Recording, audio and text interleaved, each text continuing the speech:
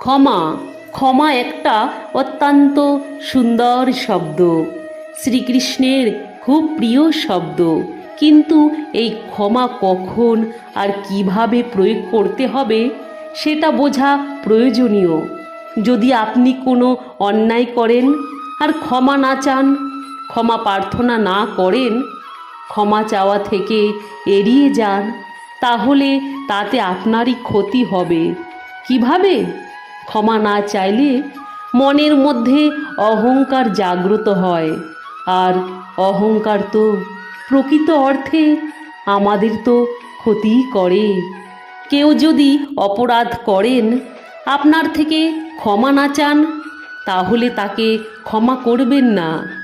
ক্ষমা হলো অত্যন্ত অমূল্য, আর না চাইতেই কাউকে ক্ষমা দান করা এটা উচিত নয়।